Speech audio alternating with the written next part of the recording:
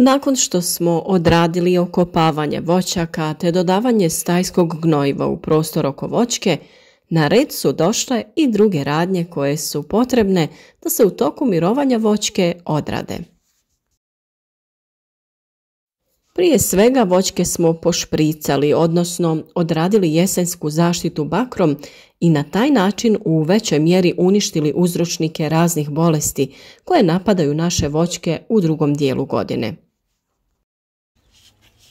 Dok su voćke u fazi mirovanja, potrebno je odraditi i sanaciju oštećenja koja nastaju mehaničkim oštećenjem ili oštećenjem uslijed promjene temperature, odnosno starosti debla. Na našem kanalu možete naći videe na kojima smo pokazali način gnojidbe voćki kao i sanaciju kore naših starih voćaka. A jedna od bitnih radnji kojom štitimo naše voćke jeste krečenje. U ovom videu ćemo pokazati kako pripremamo rastvor za krečenje voćaka, a pričati ćemo i samim dobrobitima krečenja voćki. Smjesu za krečenje voća možete kupiti u poljoprivrednim apotekama, a možete je i sami napraviti. Ona se najčešće sastoji od vapna i nekih tvari koje sprječavaju štetnike na voćkama. Rastvor za krečenje pripremamo tako što u 10 litara vode pomiješamo 5 kg vapna, 100 g modrog ili plavog kamena, 100 g sumpora i 50 g soli. Sam postupak pripreme pratite u ovom videu. Zbog čega se uopšte kreće voćke? Često se postavlja pitanje da li je to uopšte korisno. Mi ćemo opisati nekoliko činjenica, a na svakom od nas je da testira i vidi da li je to dobro ili nije. Za što bolje miješanje sadržaja, najbolje je ostaviti ga da stoji jedan dan. Na taj način će se vapno dovoljno otopiti. Kada je u pitanju plavi kamen, njega je najbolje prvo otopiti u vodi pa ga dodati smjesi. Za otapanje kamena poslužit će vam neka flaša ili bilo što ima poklopac pa se može zatvoriti.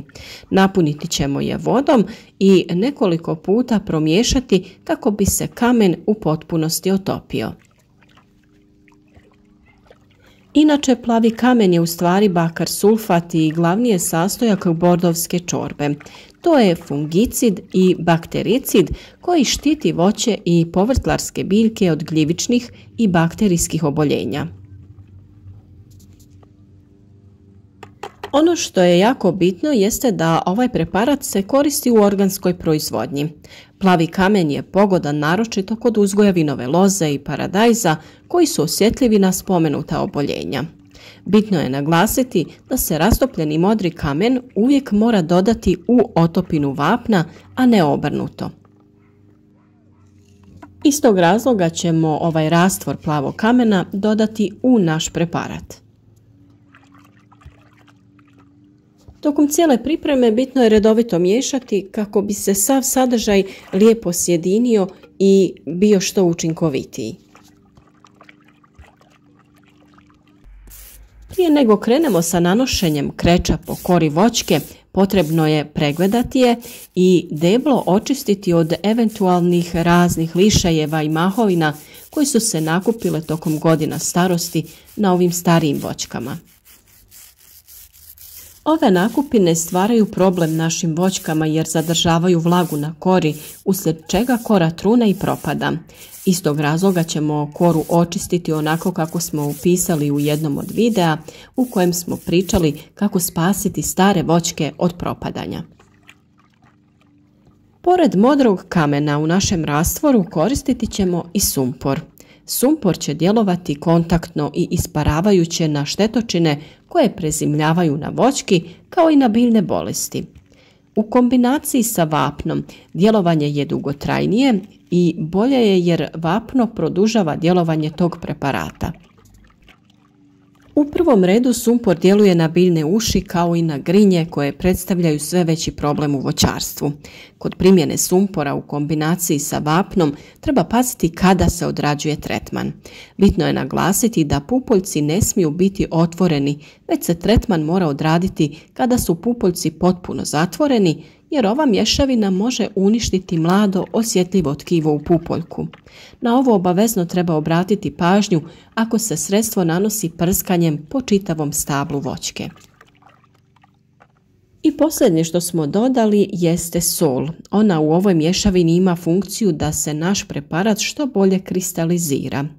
Mi ćemo ovo sredstvo koristiti za tretman po kori drveta, tako da ne moramo gledati stadij u kojem je biljka.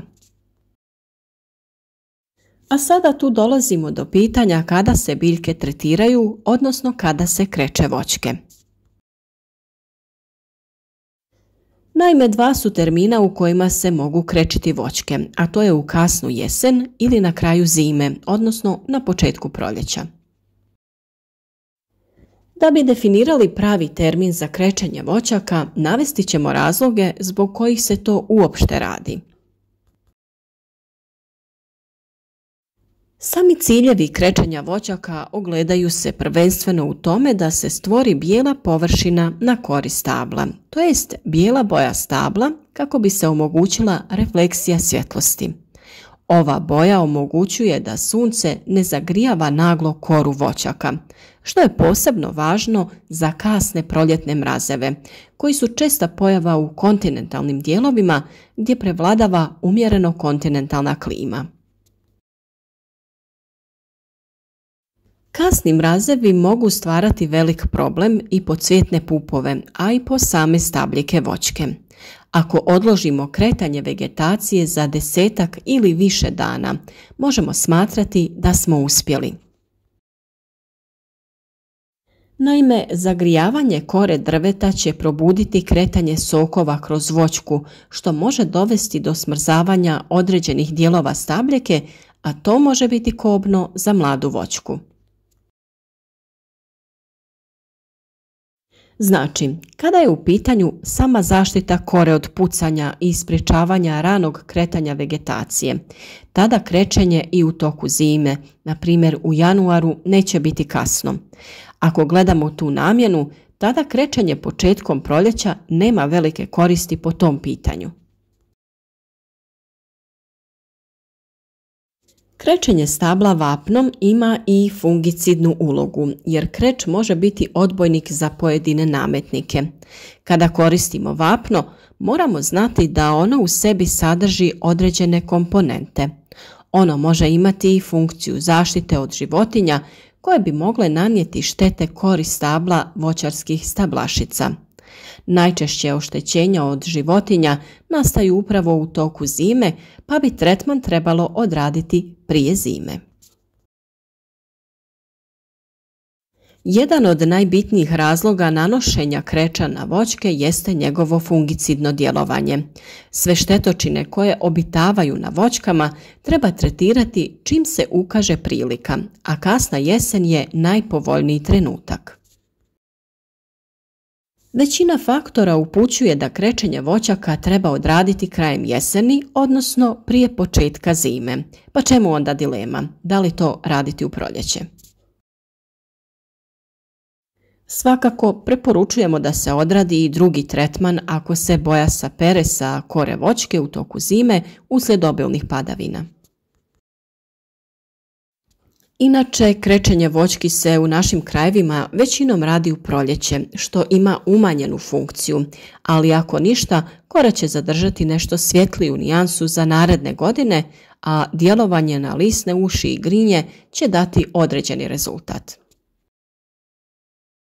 Voćar se nikako ne treba voditi samo estetikom i time šta će komšije reći na uređenost voćnjaka u proljeće. Puno je bitnije da voćka bude u dobrom stanju u proljeće nego da ima lijepu bijelu boju kore u toku proljeća ili ljeta. Zbog svega ovoga preporučujemo da se krečenje radi 2 puta i to na kraju jeseni ili početkom zime, a drugi put na početku proljeća. Ako to uradimo kvalitetno, nećemo imati potrebu to raditi svake godine. Smjesu je potrebno nanositi nekom debljom četkom ili valjkom, a sloj se mora nanijeti debelo, tako da se popune sve pore i pukotine na kori drveta. Potrebno je odraditi dobar i kvalitetan sloj vapna, to jest kreča, kako bi ga kore stabla mogle fino i kvalitetno upiti. Ako se nanese dobar sloj, trebalo bi izdržati tokom cijele zime, ali bi na proljeće trebalo ponoviti cijeli postupak kako padavine u proljeće ne bi isprale smjesu sa stabla voćarskih stablašica. A na kraju, pored svih ovih dobrobiti krečenja, moramo ipak priznati da nakon tog postupka naše voćke izgledaju puno urednije i svježije. Ukoliko vam se sviđaju naši videi i savjeti, zapratite naš kanal, podržite naš rad, jer sve što radimo u našem voćnjaku i vrtu vrijedno dokumentiramo i dijelimo sa vama naša iskustva. Nadamo se da će vam to biti od koristi. U narednom periodu očekuje nas još puno posla, a samim tim i video savjeta. I vjerujem da će biti korisni svim zaljubljenicima u prirodu.